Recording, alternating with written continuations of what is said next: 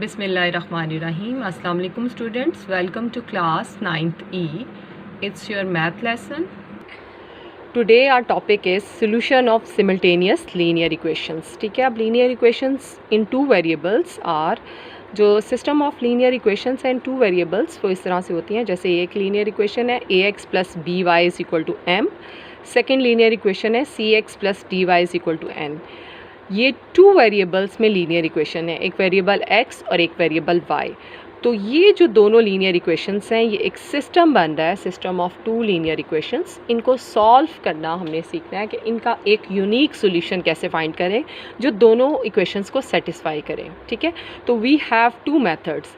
One method is called matrix inversion method. ठीक है, ये थ्रू हम मैट्रिसेस ये दोनों मेथड अप्लाई कर रहे हैं इनका सोल्यूशन फाइंड आउट करने के लिए। And the second method is Cramer's rule.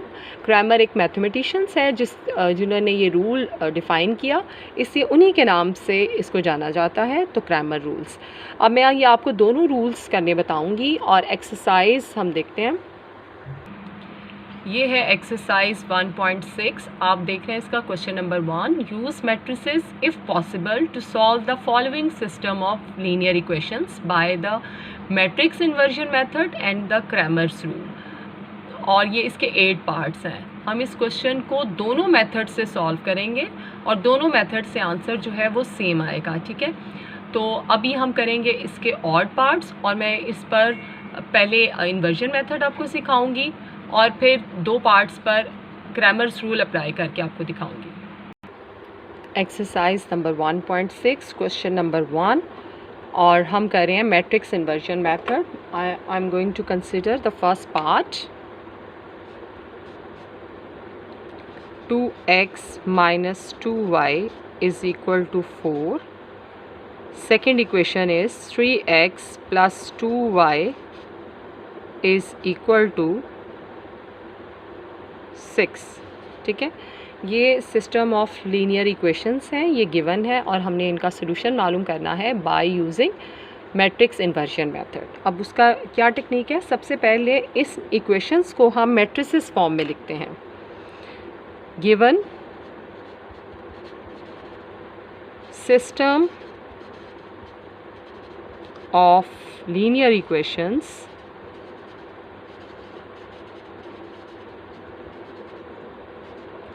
In matrices form. अब इनको मैट्रिसेस फॉर्म में लिखने का क्या तरीका है वो देखें। वही सबसे पहले ये 2 इक्वेशंस हैं और 2 वेरिएबल्स हैं, तो एक 2x2 ऑर्डर का एक यहाँ मैट्रिक्स बनेगा और ये मैट्रिक्स कहलाता है कोफिशिएंट मैट्रिक्स, क्योंकि इसमें वेरिएबल्स के कोफिशिएंट से जनरेट होता है, उनसे बनता है। जैसे ये x के कोफिशिएंट्स के लिए फर्स्ट कॉलम जनरेट होगा और y के कोफिशिएंट से इसका सेकंड कॉलम जनरेट होगा। तो पहले हम x के कॉलम लिखेंगे इन x के जो कोफिशिएंट्स हैं वो लिखेंगे इन फर्स्ट कॉलम। x का कोफिशिएंट है 2, अगर पॉजिटिव नेगेटिव साइन है तो उसका ख्याल रखना है। यहाँ x का कोफिशिएंट है 3, हमने यहाँ 3 लिख दिया। अब ये जो सेकंड कॉलम होगा इस मैट्रिक्स का वो जनरेट होगा by the coefficients of y variable और अदर सेकंड वेरिएबल जो भी गिवन हो। -2 + 2, सॉरी साइन भी इसके साथ ही रहेंगे, ये +2। ठीक है, ये हो गया हमारा कोफिशिएंट मैट्रिक्स। उसके बाद नेक्स्ट जो हमारे पास मैट्रिक्स बनता है, एक्चुअली वी हैव 2 वेरिएबल्स, तो ये हमारे पास कॉलम मैट्रिक्स बनेगा। पहला वेरिएबल है x और सेकंड वेरिएबल है y। ठीक है, फिर ये इक्वल टू का साइन यहाँ पर आएगा सेंटर में, और यहाँ पर ये इक्वल टू जिसके इक्वल है ये सिस्टम ऑफ इक्वेशंस वो हम इधर लिखेंगे। ये भी एक कॉलम मैट्रिक्स होगा। पहले वैल्यू आएगी 4 और ये देखें 6। ये देखें, अगर आप इसको दोबारा इसमें कन्वर्ट करना चाहें तो ये ऐसे बनेंगी लीनियर इक्वेशंस। 2 × x, ये मल्टीप्लाई हो रहे हैं ना, जब कोई साइन नहीं तो इट मीन्स कि ये दोनों मैट्रिसेस मल्टीप्लाई हो रहे हैं। तो 2 × x माइनस 2 × y, क्योंकि दरमियान में प्लस का साइन आता है और प्लस माइनस माइनस हो जाए तो -2y इज़ इक्वल टू 4। तो ये पहली इक्वेशन बन गई। दूसरी ऐसे बनेगी 3x + 2y is equal to 6। तो ये 2 इक्वेशंस को ये मैट्रिसेस में लिखने का तरीका, और अगर ये मैट्रिसेस दिए हों और यहाँ से लीनियर इक्वेशंस बनानी हो तो इसको इस तरह कन्वर्स मेथड में लिखेंगे तो ये आ जाएगा, इसकी इक्वेशंस आ जाएंगी। तो ये क्लियर हो गया कि हमने इनको कैसे लिखा है इन मैट्रिसेस फॉर्म। कोफिशिएंट्स हैं, ये कोफिशिएंट मैट्रिक्स कहलाता है। ये वेरिएबल मैट्रिक्स है जिसमें वेरिएबल्स इन्वॉल्व होते हैं, और ये इक्वल टू के बाद जो हमारे पास वैल्यूज़ हैं ये वो वैल्यूज़ यहाँ पर आई हैं, ठीक है। अब हम इनकी लेबलिंग करेंगे, नेमिंग करेंगे। तो this matrix is called a, this matrix variable matrix है, इसको कैपिटल एक्स। आप जानते हैं कि जो मैट्रिसेस हैं उनको कैपिटल लेटर्स के साथ हम डिनोट करते हैं। तो ये कैपिटल ए, ये capital X and equal to ये आ जाएगा कैपिटल बी, ठीक है। ये है वेरी फर्स्ट स्टेप कि आपने इसको कैसे लिखना है। सबसे पहले मैट्रिसेस फॉर्म में और डिफ़ाइन कर देना है। वेयर आपने बता देना है कि आपने ए किसको कहा, where A is the coefficient matrix 2, 3, -2 and 2, ठीक है। एंड वेरिएबल x जो है capital X, it is a variable matrix x and y, ठीक है। और इसी तरह से आपने बताना है कि B इज़ कॉलम मैट्रिक्स 4, 6, ठीक है। ये आपने ये लिख दिया। और ये जो अब आपने बनाई थी ये equation Ax is equal to B, ये इक्वेशन बना ली आपने मैट्रिक्स की इक्वेशन, इसको हमने कह दिया इक्वेशन 1, ओके। अब boys we have to find this variable x। हमने x और y का सोल्यूशन मालूम करना है, यानी x और y की वो वैल्यूज़ फाइंड करनी है जिनको यहाँ पुट करके ये इक्वेशन सेटिस्फाई हो जाए, ठीक है। तो इसलिए ये एक्चुअल में हमने क्या फाइंड करना है, इस मैट्रिक्स x की वैल्यूज़ को कैलकुलेट करना है। तो जब x इधर रहेगा तो a यहाँ मल्टीप्लाई हो रहा है, उधर जाके डिवाइड हो जाएगा। डिवाइड मीन a इन्वर्स हो जाएगा उधर, a और a ऊपर लिखेंगे तो ये a इन्वर्स, ठीक है। तो हम इसको इस तरह से कर सकते हैं। इन अदर वे ये तो आपको एक सिंपल मेथड बच्चों वाला स्टेप बता रही हूँ। इन अदर वे कि अगर हम मल्टीप्लाई करें both sides by a inverse, अगर हम a के इन्वर्स के साथ मल्टीप्लाई करें दोनों साइड्स पर, तो a इन्वर्स इंटू a मिलकर बन जाएगा आइडेंटिटी मैट्रिक्स, ठीक है। आपने एक्सरसाइज 1.5 में देखा कि जब भी हम किसी मैट्रिक्स को उसके इन्वर्स से मल्टीप्लाई करते हैं तो उनकी प्रोडक्ट आ जाती है आइडेंटिटी मैट्रिक्स, ठीक है। तो ये आइडेंटिटी हो जाएगा और आइडेंटिटी x के साथ मल्टीप्लाई होकर x ही आ जाएगी। आइडेंटिटी को जिस भी मैट्रिक्स के साथ मल्टीप्लाई करें, answer is the matrix itself, ठीक है। तो ये बात क्लियर होगी कि ये चीज़ यहाँ से ख़त्म हो जाएगी और यहाँ मौजूद रहेगी a इन्वर्स b, तो x की वैल्यू आ जाएगी a इन्वर्स b। तो इसलिए मैं इसको यहाँ पर ऐसे लिखने लगी हूँ, फ्रॉम वन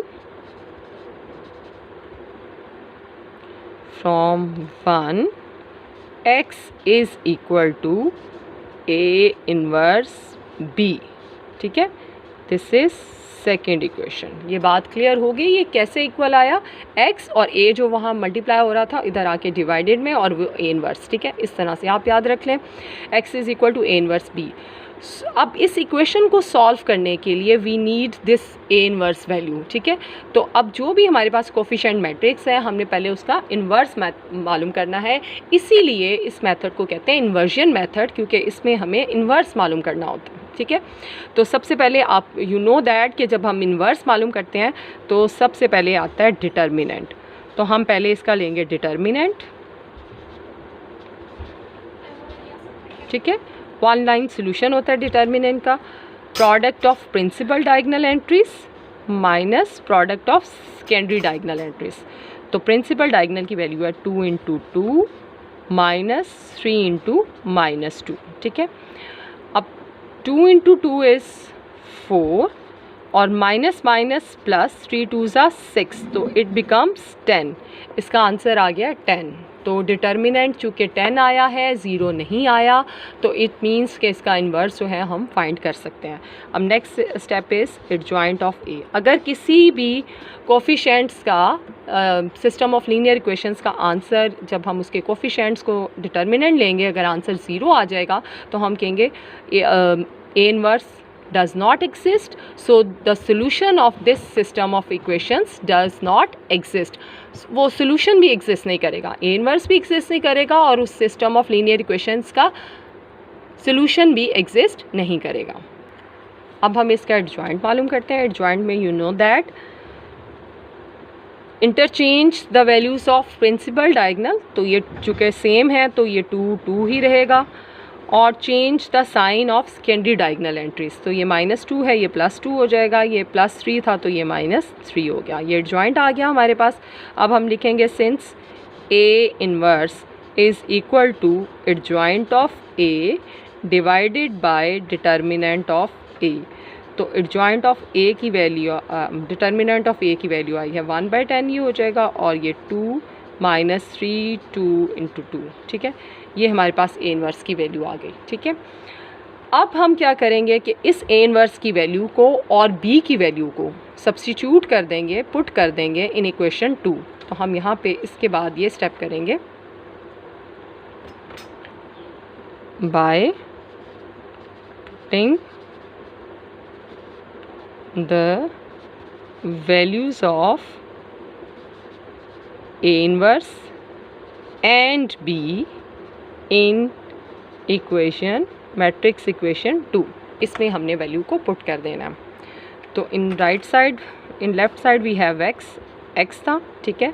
ये A इनवर्स B वाली इक्वेशन में x है, फिर A इनवर्स की वैल्यू जो कि हमारे पास ये आई है 1/10 वाली, ये लिखेंगे यहाँ पर 1/10 2 - 3 2 2 इंटू B।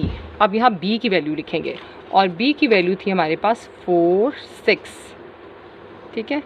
अब हम इनको मल्टीप्लाई कर देंगे।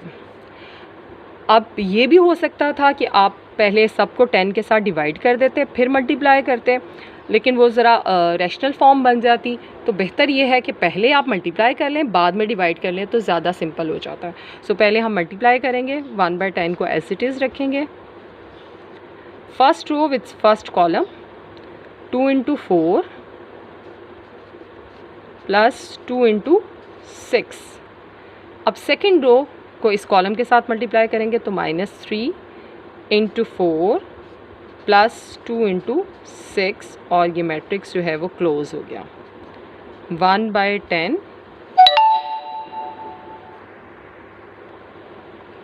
2 4s are 8 + 2 6 are 12 -12 and +12, ठीक है जी। 1/10 8 + 12 is 20, और -12 + 12 कैंसिल, ये आ गया 0। अब हम इन दोनों वैल्यूज़ को 10 से डिवाइड करेंगे। अब हमारे पास ये सिंगल मैट्रिक्स कॉलम मैट्रिक्स बन गया हुआ है। हम इसको डिवाइड करेंगे, इक्वल टू देखें आप, मैं पूरे सीक्वेंस में रख रही हूँ, ठीक है, ताकि हमें बार बार x ना लिखना पड़े। तो 20 / 10 0 / 10, 20 को 10 से डिवाइड किया तो वी हैव 2x, 0 को 10 पे डिवाइड किया तो 0, और x क्या था, x कॉलम मैट्रिक्स था which has 2 values x and y, s इस तरह से थी। तो hence the value of x is equal to 2 and value of y is 0, hence x is equal to 2 and y is equal to 0। इस तरह से हमने इन्वर्जन मेथड अप्लाई करना है और इसको सॉल्व करना है। अगर बॉयज़ उसको समझने, आप इस वीडियो को बार बार देखिएगा ताकि आपको क्लियर हो जाए कि हमने इसको कैसे किया है, ठीक है। एक दफ़ा मैं इसका रिकॉल करवा देती हूँ कि हमने इसको पहले कैसे किया है। ये हमारे पास given system of linear equations थी, हमने पहले इनको मैट्रिसेस फॉर्म में लिखा है। ये मैट्रिक्स इनके कोफिशिएंट से जनरेट हुआ है। आपने मैट्रिक्स के अगर वेरिएबल्स आगे पीछे होंगे तो आपने उनको ऑर्डर में कर लेना है कि पहले एक्स के वेरिएबल्स फिर वाई की वैल्यूज़, ठीक है। तो एक्स के कोफिशिएंट्स आगे 2 3, फिर वाई के कोफिशिएंट आगे -2 2, फिर वेरिएबल्स एक्स और वाई, ठीक है। और उसके बाद ये जो वैल्यूज़ है 4 8 6, इसको हमने कह दिया मैट्रिक्स ए, वेरिएबल्स वाले को हमने कहा कैपिटल एक्स और इसको हमने कहा कैपिटल बी, ठीक है। वेयर ए एक्स बी, ये हमारा वेरी फर्स्ट स्टेप है इक्वेशंस को मैट्रिसेस फॉर्म में लिखने का। उसके बाद हमने कहना है फ्रॉम इक्वेशन 1 ये ए यहाँ जाके इन्वर्स हो जाएगा ए इन्वर्स बी, तो x इज़ इक्वल टू आ जाएगा हमारे पास x is equal to A inverse B. So इसमें वैल्यू पुट करने के लिए हमें ए इन्वर्स चाहिए इसका, जो कि आप ऑलरेडी सीख चुके हैं कि इन्वर्स कैसे लेते हैं। पहले डिटर्मिनेंट लेंगे, अगर डिटर्मिनेंट नॉन ज़ीरो आ गया है तो इसका इन्वर्स एग्जिस्ट करता है, अगर ज़ीरो आ गया है तो हमने यही कहना है कि inverse does not exist and the system and the solution of this system of linear equations does not exist. फिर हम कहेंगे सोल्यूशन भी एग्जिस्ट नहीं करता। क्लियर हो गई ना ये बात। और उसके बाद हम एडजॉइंट ले लेंगे, अगर एग्जिस्ट करता है तो फिर एडजॉइंट लेंगे, ए इन्वर्स लेंगे और सॉल्व करेंगे फर्दर, और अगर एग्जिस्ट नहीं करता तो वहीं पर हमारा एंड हो जाएगा। ठीक है, ये इन्वर्स कर दिया, क्वेश्चन एंड कर लेंगे। अच्छा जी, उसके बाद अब हम ए इन्वर्स की वैल्यू को पुट कर देना है, ए इन्वर्स और बी की वैल्यू को इन इक्वेशन 2। एक्स था इस साइड पर, लेफ्ट साइड पर, यहाँ ए इन्वर्स की वैल्यू रखी है, ये बी की वैल्यू, इन दोनों को आपस में मल्टीप्लाई किया है। मल्टीप्लाई करने के बाद इस 10 से डिवाइड कर दिया। तो अब इस साइड पर ये एक्स चल रहा था और एक्स की वैल्यू क्या होती है, कॉलम मैट्रिक्स था एक्स एंड वाई वाला। ठीक है, तो ये 2 और 0 के इक्वल आ गया। It means the value of X is 2 and the value of Y is 0। अब इसको पहले अच्छे से प्रैक्टिस करें इस मेथड को, और इस मेथड से ही आप जो है सारे पार्ट, इवन पार्ट्स को सॉल्व करें एक ही मेथड से। ठीक है, जब इस मेथड की अच्छे से प्रैक्टिस हो जाए तो फिर आपने देखना है इस वीडियो का सेकंड पार्ट, जिसमें कि मैंने आपको बताया ग्रामर रूल्स।